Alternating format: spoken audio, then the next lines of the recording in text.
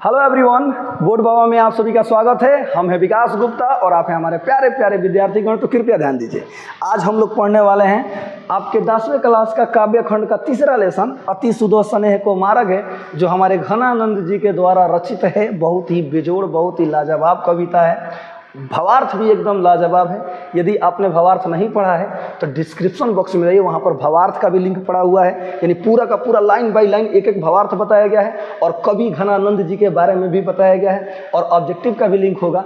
जल्दी से देख लीजिए ताकि आपका पूरा का पूरा पठवे कंप्लीट हो जाए, कोनो झमेला ना रहे।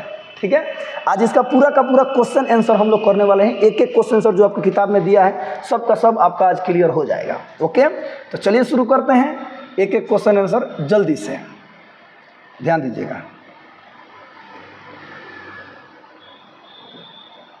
ये क्या हुआ भाई? अच्छा, कोई बात नहीं, हो जाता है।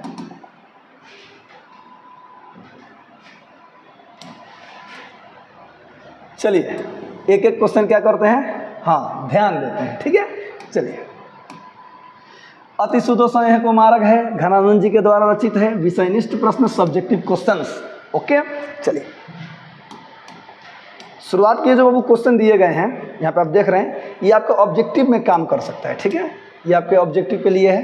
यहाँ पे चलिए इसको एक एक करके सब क्वेश्चन देख लेते हैं। ठीक है, पहला क्वेश्चन है, कवि ने किस मार्ग को अति सरल कहा है? तो कवि ने प्रेम के मार्ग को अति सरल कहा है। कवि घनानंद जी ने प्रेम के मार्ग को अति सरल कहा है, याद रखिएगा। अगला है, प्रेम के मार्ग में कौन अभिमान का त्याग करते हैं? जो सच्चे लोग होते हैं ना बाबू, यानी प्रेम के मार्ग में सच्चे लोग अभिमान का त्याग कर देते हैं। अगला क्वेश्चन देखिएगा, घनानंद को किस उपनाम से जाना जाता है? तो घनानंद जी को प्रेम की पीर के कवि के नाम से जाना जाता है, यानी कि प्रेम के पीर के कवि भी इन्हें कहा जाता है। अगला है, घनानंद ने किस भाषा में कविता लिखी है? घनानंद जी ने शुद्ध ब्रज भाषा में कविता लिखी है, याद रखिएगा। घनानंद जी ने शुद्ध ब्रज भाषा में कविता लिखी है।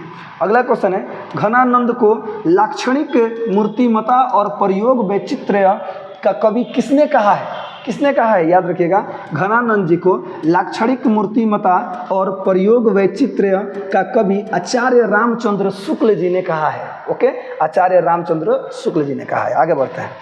परहित के लिए कौन शरीर धारण करता है? परहित के लिए कौन देह धारण करता है? ठीक है, तो कौन करता है बाबू? सज्जन लोग धारण करते हैं। ओके, आगे बढ़ते हैं। हाँ, अब यहाँ से आपका प्रश्न चालू होता है, ध्यान दीजिएगा। एक एक क्वेश्चन देखते चलिए। यदि आपका भावार्थ क्लियर है ना तो सबका सब क्वेश्चन आपको खूब बढ़िया समझ में आएगा। ठीक है, पहला क्वेश्चन है, कवि प्रेम मार्ग को अति सुधो क्यों कहता है और इस मार्ग की क्या विशेषता है? यानी कवि जो है वो प्रेम मार्ग को अति शुद्ध क्यों कहते हैं? इस मार्ग की आखिरकार ऐसी विशेषता क्या है? आइए देखते हैं क्या है।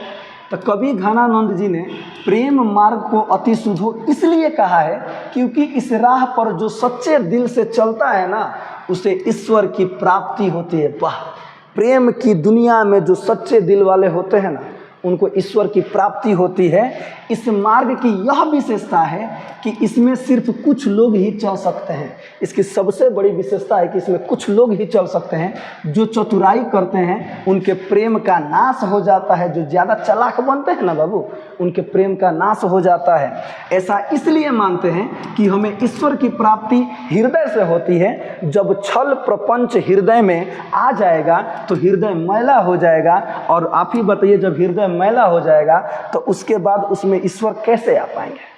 नहीं ना आ पाएंगे, बिल्कुल नहीं आ पाएंगे। तो ये था इस क्वेश्चन का आंसर। देख लीजिए, लिख लीजिए। आगे बढ़ते हैं। अगला क्वेश्चन है, मन लेहू पे देहू छटाक नहीं से कवि का क्या अभिप्राय है? यानी कि क्या अभिप्राय है इनका, देखिएगा।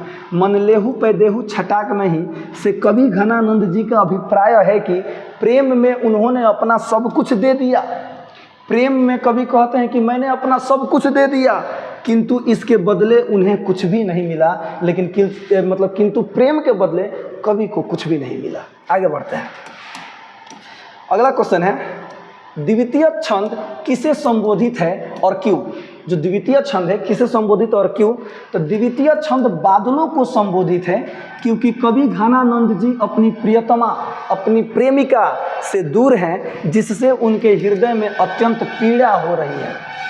यानी जो कवि घनानंद जी हैं अपनी प्रेमिका सुजान से दूर हो गए हैं, बिछड़ गए हैं, इससे उनके हृदय में बहुत दुख हो रहा है, बहुत तकलीफ हो रहा है।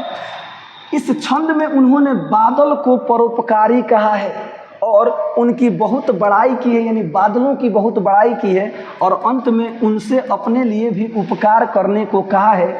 उन्होंने बादलों से कहा है कि वे कवि के आंसू को उनकी प्रियतमा के आंगन में बारिश कर दें, जिससे कि इनकी व्यथा का मतलब दुख होता है, को उनकी विश्वासी प्रियतमा जान सके। अर्थात कवि यहाँ पे कह रहे हैं कि उन्होंने बादलों से रिक्वेस्ट किया है कि आप तो परोपकारी हैं, आप मुझ पर भी एक उपकार कर दीजिए। मेरे अंदर जो दुख है, जो कष्ट है, जिस स्थिति में मैं हूँ, उन सभी स्थितियों को मेरा आंसू बनकर मेरी प्रियतमा सुजान के आंगन में बरसा दीजिए। वाह, क्या कवि होते थे भाई, आहा, मज़ा आ जाता है। आगे बढ़ते हैं। अगला क्वेश्चन है बाबू, परहित के लिए देह कौन धारण करता है, स्पष्ट कीजिए। कवि घनानंद जी कहते हैं परहित के लिए देह सज्जन लोग ही धारण करते हैं। उनकी जिंदगी का उद्देश्य दूसरों को सुख पहुंचाना रहता है। इसके ज्वलंत उदाहरण हैं दधीची मुनि। एक दधीची मुनि थे जिन्होंने देवताओं के लिए अपना जान दे दिया। सुनिएगा ध्यान से। कह रहे हैं क्या कि देखिए, जो सज्जन व्यक्ति होते हैं ना, उनके जिंदगी का एकमात्र उद्देश्य होता है कि वो दूसरों को कभी बुरा नहीं चाहते हैं, दूसरों से कुछ लेते नहीं हैं, बल्कि किसी की भलाई कर देते हैं। वही कह रहे हैं। इसके ज्वलंत उदाहरण है दधीची मुनि। देवताओं के कल्याण के लिए उन्होंने अपने शरीर को भी त्याग दिया था। देवताओं को यहाँ पे एक उदाहरण देकर बताया गया है। यहाँ पर एक और बात है, यहाँ बादलों की तुलना भी सज्जन व्यक्ति से की गई है। सुनिएगा, यहाँ बादलों की तुलना भी, यानी बादल भी जो होते हैं ना, वो भी सज्जन व्यक्ति की तरह ही होते हैं, क्योंकि बादल भी अपने आप को मिटाकर मानव का कल्याण करते हैं, लेकिन मानव से कुछ भी नहीं लेते हैं। आगे बढ़ते हैं। अगला क्वेश्चन है, कवि कहाँ अपने आंसुओं को पहुँचाना चाहता है और क्यों? कवि घनानंद जी अपने आंसुओं को अपनी प्रियतमा के आंगन में पहुंचाना चाहते हैं, क्योंकि इससे उनकी प्रियतमा को उनकी स्थिति का पता चलेगा। इसके बाद उनकी प्रियतमा अपने प्रियतम अर्थात कवि के दुख को कम कर सकेंगी, वे कवि से मिलेंगे। वाह, वो कह रहे हैं कि हम जितना तकलीफ में बानी, जितना दुख में बानी, हमारा दुख जाके हमारा प्रेमिका के जल्दी से बता दो। बादल माने बादल मेघ को कह रहे हैं कि जाइए, मेरा आंसू बनकर उसके आंगन में बरस जाइए। जब वो उन आंसुओं को देखेगी तब उसे एहसास होगा कि मेरा जो प्रेमी है वो कितने दुख में है, कितनी तकलीफ में है, और वो मुझसे मिलने आएगी। आगे बढ़ते हैं। अगला है बाबू, व्याख्या करें। ओके, यहाँ पर है यहाँ एक तय दूसरों आंक नहीं, यहाँ एक तय दूसरों आंक नहीं। सुनिएगा ध्यान से, व्याख्या है। प्रस्तुत पंक्ति प्रेम की पीर के कवि घनानंद जी द्वारा रचित अति सुदो स्नेह को मार्ग शीर्षक कविता से ली गई है। सुनिएगा ध्यान से। यहाँ पर आप सवैया भी लिख सकते हैं, शीर्षक सवैये से ली गई है, क्योंकि ये जो दोनों छंद है वो बाबू सवैया है। ठीक है, आगे बढ़ते हैं। इस पंक्ति के द्वारा कवि अपनी प्रियतमा को विश्वास दिलाते हैं कि वे सिर्फ अपनी प्रियतमा से ही प्यार करते हैं, किसी और से नहीं।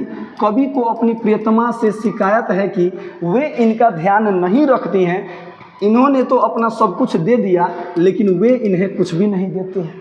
यानी कवि ने तो अपना सब कुछ दे दिया, लेकिन अभी तक उनकी जो प्रियतमा है ना, अभी कवि को कुछ नहीं दी है, यानी कुछ भी नहीं दे रही है प्रेम के बदले। तो वही कवि कह रहे हैं। आगे बढ़ते हैं सर। अगला क्वेश्चन है, अगला और लास्ट क्वेश्चन है, कछु मेरियों पीर हिये परसो। सुनिएगा ध्यान से, कछु मेरियों पीर हिये परसो, इसको व्याख्या करना है। प्रस्तुत पंक्ति प्रेम के पीर के कवि घनानंद जी द्वारा रचित है। मो आंसुवानी ही ले बरसो शीर्षक कविता से ली गई। यहाँ भी आप सवैया लिख सकते हैं, क्योंकि ये भी एक सवैया ही है। ठीक है, कविता भी चलेगा। आगे बढ़ते हैं। इस पंक्ति के द्वारा कवि बादल से अपनी विरह व्यथा को बताते हैं।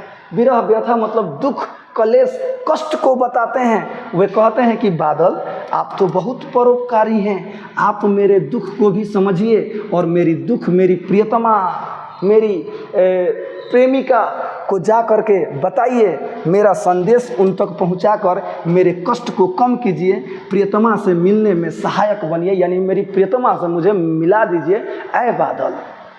वाह, वाकई में पहले कवि कितने रस में कविताएं लिखते से जरा देखिए। तो हंसते रहिए, मुस्कुराते रहिए, हमेशा खुश रहिए, जुड़े रहिए हमारे साथ। इसी तरह से प्रत्येक चैप्टर वाइज आपको ऑब्जेक्टिव, सब्जेक्टिव, पूरा पाठ का भावार्थ मिलता रहेगा। मिलते हैं अगले वीडियो में, तब तक के लिए जय हिंद।